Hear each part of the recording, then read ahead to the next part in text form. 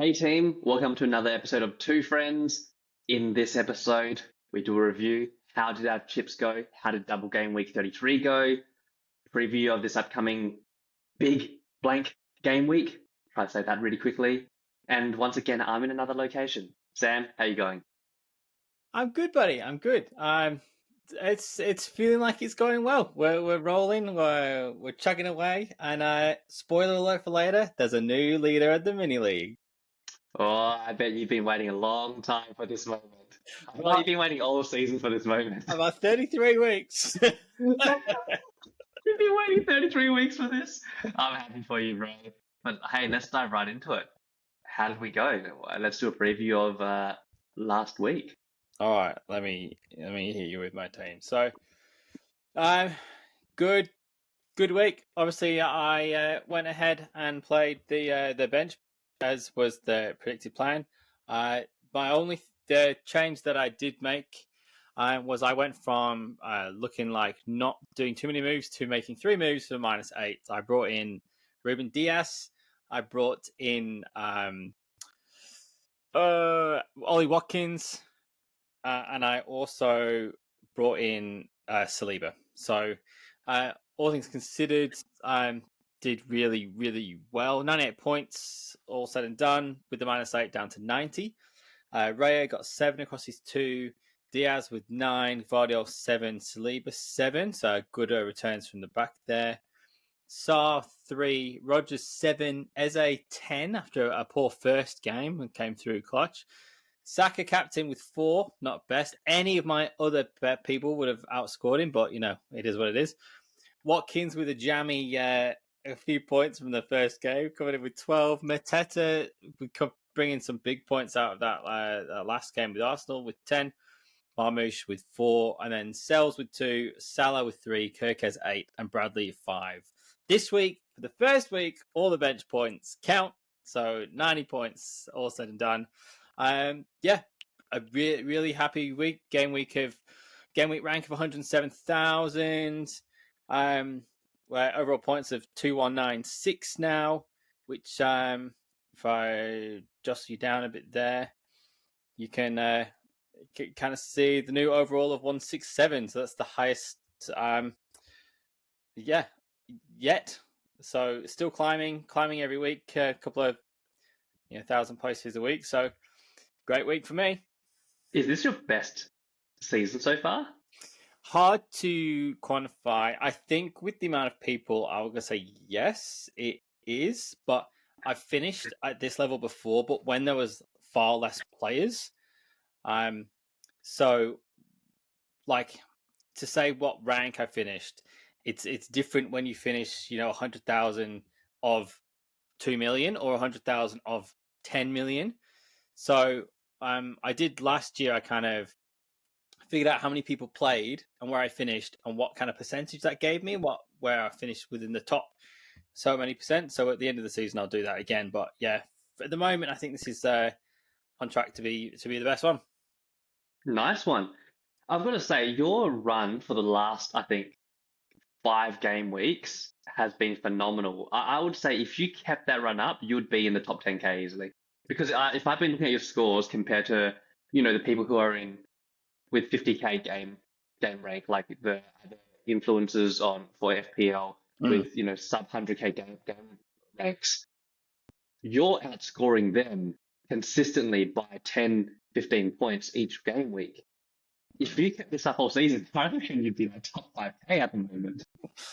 And it's just a slow start, and that's one of the things, the annoying things with the FPL is that you need to get a good start and keep that going. Like my season didn't really start properly gaining momentum until just before Christmas, and then from then it's been full steam ahead. But had I had a decent start, not stuck so diligently to those few players at the start, things could be even better still. But it's going good. I'm enjoying where I'm at. Mate, that Watkins 12 points, I saw that. I'm just like, that is the jammiest 12 points. Watkins barely has played in the last how many game weeks. He comes on for 12 points. I'm like, get out of here. Yeah. So there's definitely some spicy transfers there. This was me for the for the week. Let me just share my screen there. So I ended the week with 81 points. I did -4, so that took me down to 77. Now I had Ray in goal with 7, Munoz with 6, Vardio with 7, Saliba with 7, Saka captaincy. So apparently we were unlucky with Saka. He could have had a hat trick in that first game. So was it the right choice? I still think it was. It's just we got pretty unlucky there. Salah with 3, which is really interesting. He just hasn't been performing well lately, has he? Saar with 3. Eze, not having Eze has been really costly to me, actually. That's one player who's been consistently performing for you. Rogers with 7, Mateta with 10, Marmoush with 4, Isaac with 2, and my bench is Pope with 2, Bolden with 9, Nico Williams with 2, and Hoyson with 8. So that takes me. So I was at about rank 240k. I'm back down to 170. I would like to still go down further to. I think I was at 120 at one stage. So still a few more game weeks to go. I'm literally 1 point behind you. So this is neck and neck. We are going to the final leg of this season, neck and neck, which is exciting, which is really cool. It's great, and we are. Yeah. I know we've both played triple captain now. We're both wildcarded out. We're both bench boosted. I believe we're probably both free hitting this week. So it's the start of next week. We are going to be. It's going to be level playing field. No chips left to get. How do you feel that your chips have gone so far? Are you happy with the way you played them? I know we've talked about your triple captain previously in the season because you did really well with that and picked up a lot of points from Haaland in game week 2. So how have the rest of the chips shaken out for you? You happy with how you've played them? Did you have any niggles that you wanted to play them elsewhere and kind of wish you'd done that way, or are you happy? I'm happy with all the chips except for my second wild card. My season started going down after I wildcarded. And that's the one where Haaland got injured, which I was like, okay, I'm going to wildcard because I wasn't going to wildcard that game. I was going to wildcard a week or 2 afterwards, right before the double game week. Yeah. So that would have changed who I brought in. So with Eze performing more, I probably may have brought in Eze. I wouldn't have brought in Gordon because I didn't know he was actually injured. So certain things like that I wouldn't have done. But yeah, Haaland getting injured and me bringing my wild card a week or 2 forward definitely made a big impact for me. That's the only chip which I think I wish I played that differently. But hindsight's always 20/20. But all other chips, okay so far. Free hit this week. I don't want to speak too soon. I could turn around and be like, oh, that free hit was worse than my wild card, but hopefully not. Yeah, I mean, and like I say, hindsight is great, but I think the only one that I'm looking at is the triple captain. Probably I could have got a bit more of it. I did get something from Isak, which is the week that he's produced in a few weeks. There's been far better ones to go with, but it was not a 3-pointer, which I have tended to do in the past and get 3 points out of my triple captain. I remember a few seasons back, I triple captain Sadio Mane in a double game week, and he got injured about 8 minutes into the first game, picked up 1 point, was out for the second one. So, there's far worse ways to play. Bench boost worked well, nearly 20 points off a bench boost, so that's not too bad. In a week when it looked like it was going to be a great bench boost week, and then it kind of tailed out a little bit. There wasn't as many, and had to make a few moves to get enough double game weekers in. The free hit week comes at a good point, I think, for me, because I can get some people in, make a few little, not risks, but a few differential ones for the week, try and get some points in. Like you can load up on people who are playing Ipswich, Leicester, and Southampton without having to keep them long term. So that's kind of cool. And then that gives me a week to kind of reflect, because I now obviously have Connor Bradley, who's probably now not going to play. Now Trent's back in the picture. Like I said, I now have Watkins part of my team. I'm still holding 2 City players, and they might blank again. I'm holding 2 Palace players, 3 Palace players who might blank again. So just kind of it gives me a week to see what's going on, who's got through to the next round of cups and things like that. So, yeah, I think probably one of my better years of chip usage obviously, like you said, pending their free hit week, but seems what I'm seeing online, free hit teams aren't that different. So I think you only have to have the differential that hits to do really, really well. But it's one of those weeks, isn't it? Like there's a situation where you've got Isak, Palmer, and all that in this week, and it goes off and it goes really well. Or there's one where you don't have any of those players, and all your players go off and you do well. So Yeah, I feel like this is like a swing for the fences week, but you're right. There's some template. Well, let's go through our teams. Have you drafted a free hit team yet? yeah. Me too. Well, here I'll jump in first. So, look, this is my current draft. This has changed a few times now. There's certain players I want to keep and certain players where I'm like, I don't know, right? So, who are the players who are nailed on for me? Salah is nailed on for me. That's probably it. Salah is probably the only player who's nailed on for me. Everyone else, I could find a potential alternative for. So I've got Pope in goal. The reason I went Pope in goal is because so it's either going to have a Fulham the goalkeeper and a Newcastle defender, or vice versa. And I've got Pope in goal because I've got Sessegnon in defense because he's playing out of position. Now I'm hearing rumors about Wilson being back. Maybe his minutes will be handled and all that sort of stuff. So I've got a question mark around him. Yeah. I'm not sure, but I've got him playing Southampton. I've got Trent playing against Tottenham. Maybe clean sheet odds are low, but Trent's always got explosive potential. And can I see Liverpool keeping clean sheet? Yeah, I could still see them keeping clean sheet. And Aid Nuri, if they're playing Leicester, he's a Wolves attacker. He's been the most attacking Wolves attacker. And they've got a clean sheet odds as well. I thought about doubling up on Newcastle defence, but I've got two other Newcastle slots I wanted to fill. So in the midfield, I've got Barnes. This is a hard one because between Gordon, Barnes, and Murphy, who's going to play, who's going to start, who's going to come off, I don't know. I've just gone Barnes off of his form. And for Liverpool, I've got Luis Diaz and Salah. Luis Diaz because, yeah, he's a minutes risk still, but I don't know. I just feel like Liverpool's going to be playing their strongest 11. Big finish to the season. I don't know. My thinking is I'm not Slot, maybe he'll play super defensive. But my thinking is like, your Slot, you're playing Tottenham, who've been terrible. They've got eyes on another cup, right? So, would you just say the same thing? Just go out there, thump them, just score as many goals as you'd like, just play for fun, even, right? Then we've got Kluivert because same Man United, they've got their sights set on another cup. So, I think Amarin's almost come out and said, hey, our priority isn't the Premier League. Then up front, we've got Cunha against Leicester. I have heard some rumours that maybe Bellingham back. Would Cunha play? Do you have Strand Larsen there? Evan Nielsen, he could be Welbeck for me, potentially, or Chris Wood. I don't know. And then Isak, because he's playing Ipswich, but he hasn't been in the greatest form, but he's playing Ipswich at home. And on the bench, I've got Leno.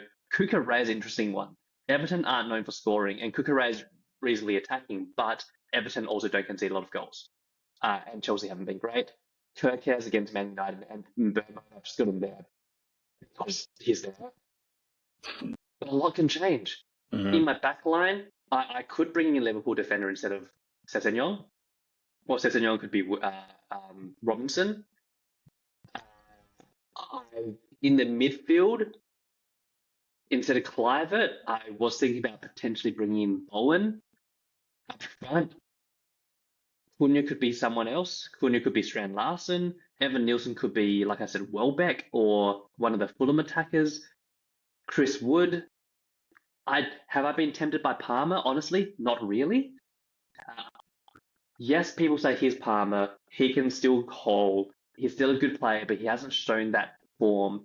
And for me, Everton haven't conceded that many goals.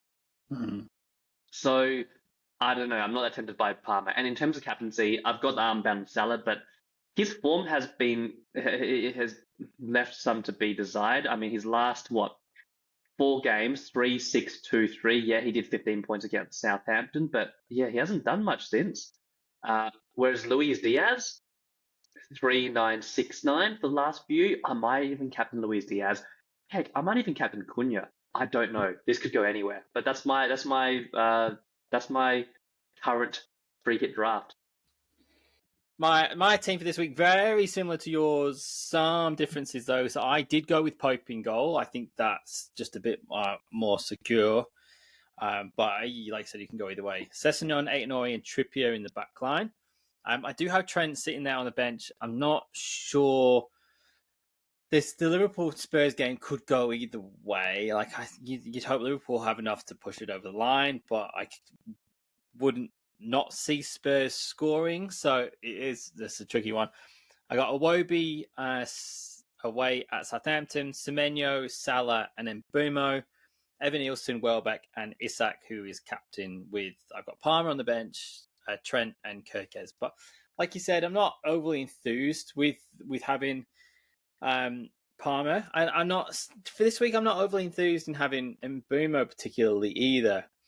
One of my decisions is whether I just get 3 of each team that are playing Leicester, Southampton, and Ipswich, which is not bad teams. Fulham, Newcastle, and Wolves. But I don't really know who's going to play for Wolves. There's been some talk that Cunha hasn't been starting because he's had a bit of a niggle, and then the manager's not really want to change the team from a winning thing. So does that bring Strand Larson into your picture?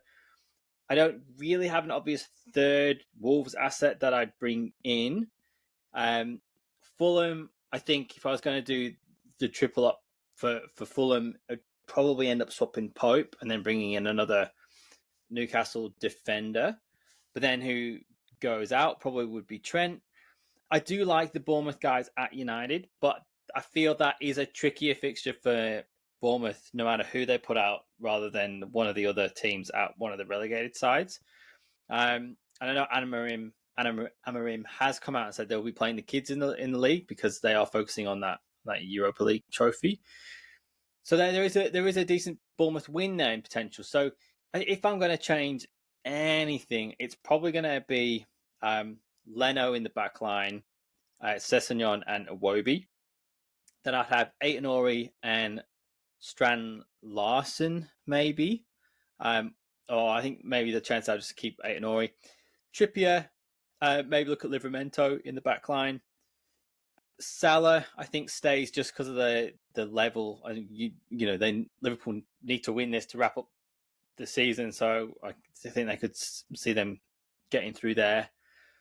And I could also bring in another Newcastle mid, but I just don't. There's lots of options, but there's not a lot of options. Like, Chelsea they're playing an Everton team who don't concede many goals, and Chelsea don't score many goals. So I can see that being a 1-0, a 1-1 potentially.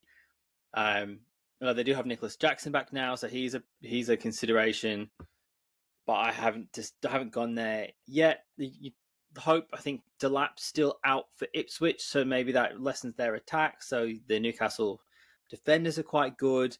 Wolves seem to have a little bit of a revolvingness about their attack, and they don't win games by a lot of goals. Like they did beat Spurs 4-2, but other than that, they're only scoring 1 or 2. So if you're spreading quite wide, there's a risk there that you're going to not get the right players. Fulham have been consistent all year, but you've said there's a bit of rotation around Sessegnon.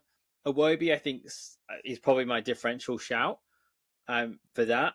Evan Nielsen, if he gets going, and if I just figure out how to do the list view, if you look at the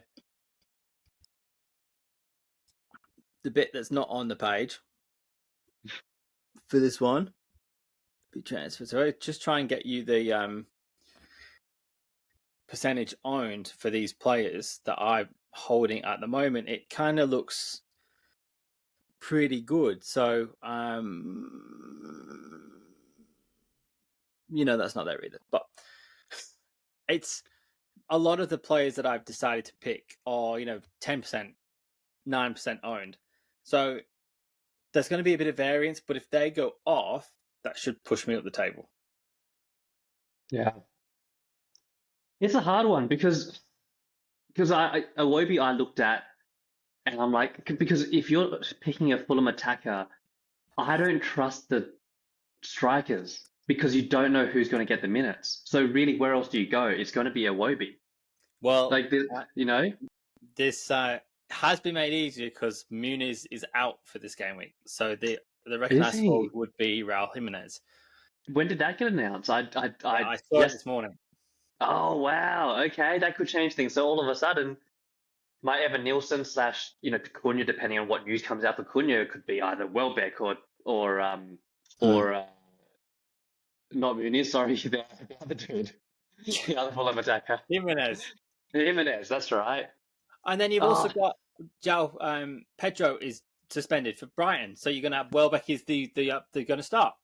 yeah, So but they're playing West Ham though, and I find Brighton are like. hmm. I know we say Spurs be Spursy, but Brighton be Spursy. Spurs right now aren't even Spursy.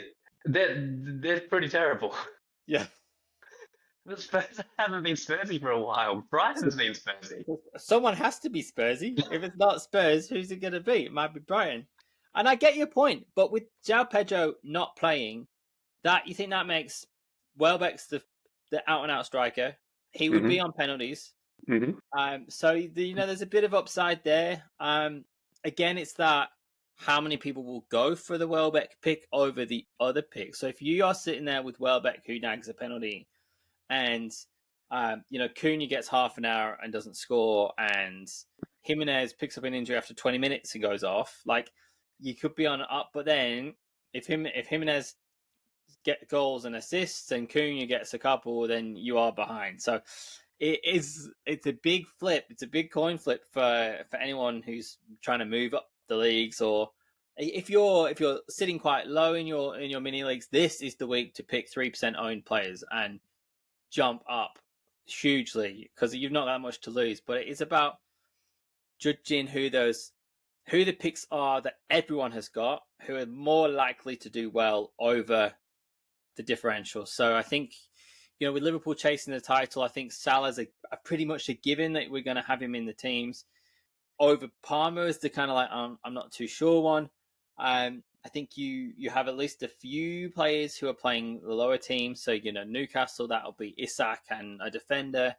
And I think that's how most people are building their teams. So it will be quite interesting once the game week starts to see who has the majority, what players are mostly owned, and what starts to happen. Because we obviously got that Chelsea Everton game. It's the first one off the rank at 9:00 Australian time, should we say? So very interesting to see how it goes. If we come out of that with the Palmer 1-pointer, no Jackson, maybe a 1-1 might be the best outcome with someone like, I don't know, like Neto scoring or Fernandez or something. That would be great. Yeah, I hear you. And also, wouldn't you just always want to try and pick the person you think will score the most rather than ownership? Yeah, yeah. It's that one or the other, isn't it? You pick the ones who have potential with low Hmm. ownership, or you cover by picking the people who are going to pick the most. Like this is the part where you might be able to gain on other people. Like if Hmm. you're picking the people who you think will score the most, that's probably in line with what most people think will score the most. Whereas if Hmm. you are going for, you think Trent will do well, but maybe Trent won't do as well as Kirkes, and you get Kirkes instead. Like if you think like Trent could always come up with an assist, he can always come up with a goal, he can always come up with a clean sheet. And the emotions are going to be high, and it's going to be a whole thing of especially with Liverpool wanting to get over the line this weekend, so that next weekend I think is the Arsenal game, and Arsenal are the first guard honour. I think that is going to be in their minds. But as much as that is a push, that can also be a bite in the ass if it doesn't go the right way. So it's yeah, it's going to be Yeah, fun. yeah, it will be. And I don't know why, but I stacked my so I've got more Liverpool players because it's the second to last game. I'm not really that interested about Nottingham Forest versus Brentford. Forest traditionally don't. don't leak that many goals. And Burma, yes, he crushed it last week, but they're also away. His home form is a bit different as well. Uh, yeah, I'm just not. If it was Brentford versus like a Leicester, I'd be way more tempted. Chris Wood, I don't know. He doesn't get that many chances. He's just always he's outperformed his XG always, right? But I wanted more Liverpool players because it gives me something to look forward to towards the end of the game week. Yeah, That's probably the main reason, to be honest. yeah, fair enough. And if you're going good and you still have that game to go, you're feeling good. And if you're feeling not good and you get there, like you've still got that little bit of hope that something good can come out of it. Well, here's the thing. We wake up on Sunday, Newcastle Ipswich has played, Southampton Fulham has played, Wolves Leicester has played. The bottom three have played. Yeah. A lot of people's teams have played. Do you know what I mean? Mm.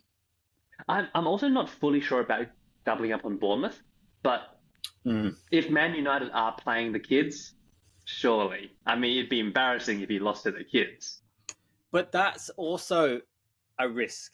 Like if you think that Liverpool won the League Cup last season playing kids because they had so many injuries and they still managed to beat Spurs. I can't remember. So they still won. Klopp's kids still managed to come out of that and win. You have got a Man United team that is very much in transition, and this is the perfect opportunity for some of those kids to go, I should be in this team. So they could go out there and, beat Bournemouth with some amazing performances from these kids. Like this is their opportunity that they have been waiting for. So don't discount them. They're not playing for Chesterfield. They're not like a little team. They're playing for the Man United Academy. They are there for a reason. They've been picked for a reason. Don't discount them easily.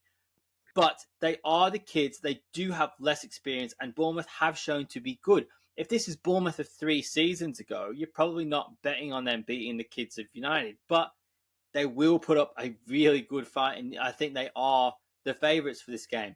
But that doesn't mean that United's players aren't going to do something. And just because they're playing the kids doesn't mean we're not going to have a Bruno Fernandes in the middle or a Højlund up top or a Maguire in the back line. So it's not going to be 11 4-year-olds against Bournemouth. They're going to have some substance in there, so don't discount them too easily. Do you think Man United would try and do a low block and just shut the game down? I think if it was me, well, I'm not a manager. Let's put that out there just so people know. But if it was me, I would say that these kids have still been training with the first team off and on. They've still been doing that thing.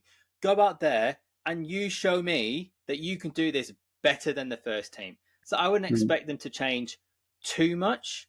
Obviously, Amarim's going to want to protect them a bit so they don't get hammered, and that completely destroys their confidence. But he also will want to give them reign to show what they can do. So going out there and going, don't let them score. I don't know what that achieves for United. It doesn't show the potential. It doesn't show the fans that they can do anything. And it doesn't get the fans behind Amarim. But if he goes out and goes, show me what you can do. Show me you're a phenomenal right back. Show me you're a phenomenal central defensive midfielder. The fans are going to want to see it. The players are going to want to do it. And it gives the team a bit of hope. Because if United don't go and win that European competition, it's a pretty horrendous season. So the bright spark will be, look at the talent we've got coming through. So I don't think you'd want to put that, dampen that too much.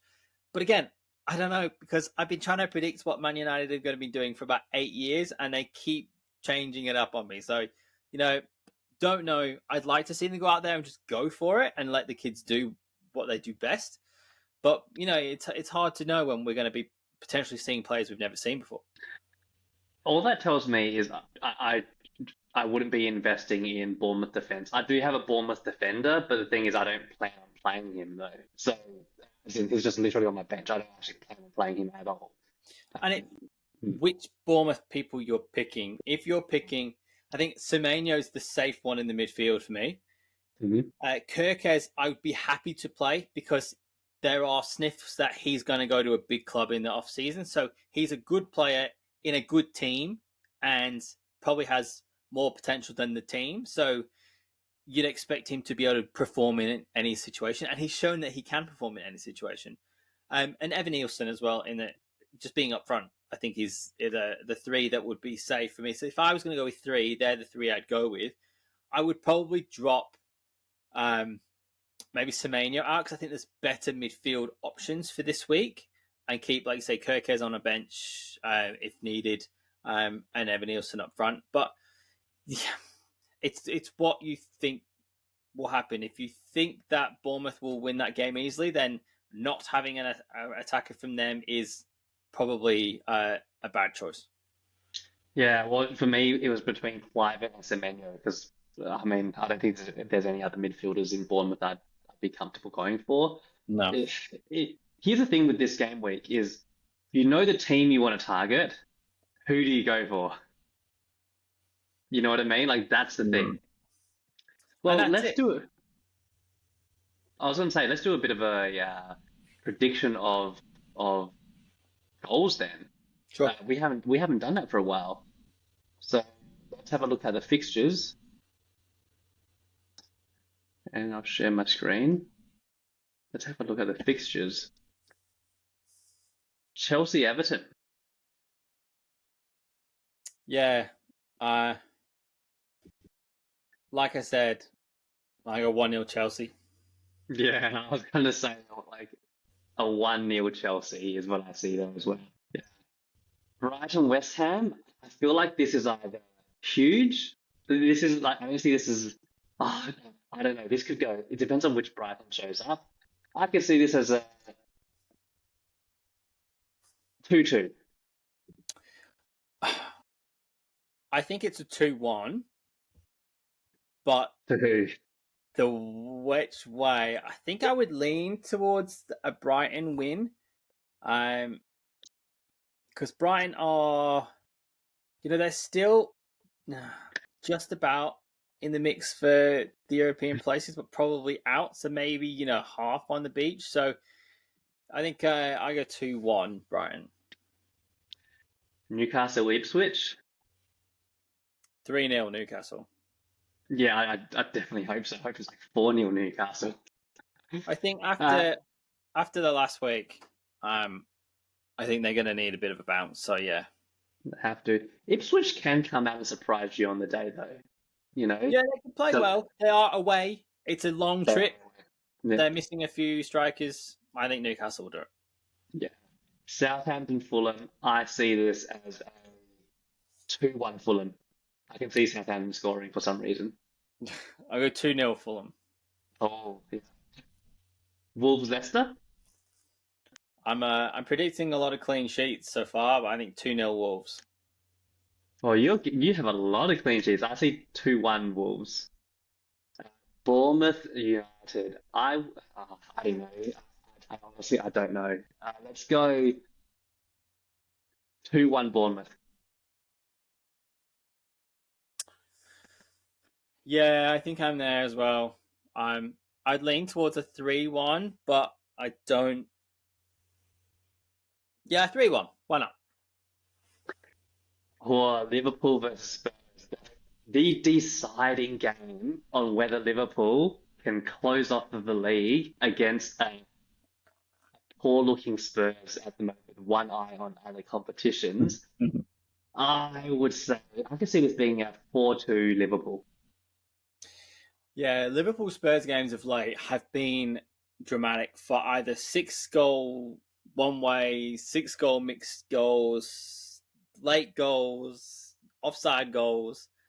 I still think there's a bit of a rivalry in there since Liverpool beat Spurs for the Champions League. So I wouldn't expect Spurs to roll over. We know they've got Richarlison back. They're starting to not put form together, but they have people back. And, having players like Richarlison in there, they will want to stop Liverpool winning. They will not want them to win it this one round. I think Liverpool will have enough, but I don't think it will be a pushover. So I think Spurs will score early, and then Liverpool will come back and win 2-1. 2-1. Forest Brentford. 1-1. Yes. See that being a 1-1 as well. Awesome. Okay, well that's the week. Team. So just the mini league to go. I know you haven't shown that this week. Oh, you've shown it, haven't you? No. Your number one place. Oh, you didn't show it before. No, I didn't get to that bit. Okay. Well, you're the top place. You have been waiting 33 weeks for this, sir, and it's paid off. It's tight. You can do the honors if you'd like. Let's get it up. It's not, and it's like we said in the past. It's got good because it's not a runaway. It looked like you were going to run away with it for a little bit, but now it's quite competitive in there. Yeah, it's exciting. So, with a few weeks to go, this is what we're looking at. So, 2196 to 2195. So 1 point difference. Andy into top place. Just 1 point difference. Lower scores there gives a bit of a gap now. With that's amazing. There was 8 points between like 4 of us last week, and now there's the 30-point gap. So all to play for going forward. Andy, I wish you the best of luck. Not that much luck, but some luck for you. Fingers crossed it's a good week all round. So hopefully that looks the same at the end of next week, and then we'll be running to the finish line. Excellent. Best of luck, all. Peace. See you guys.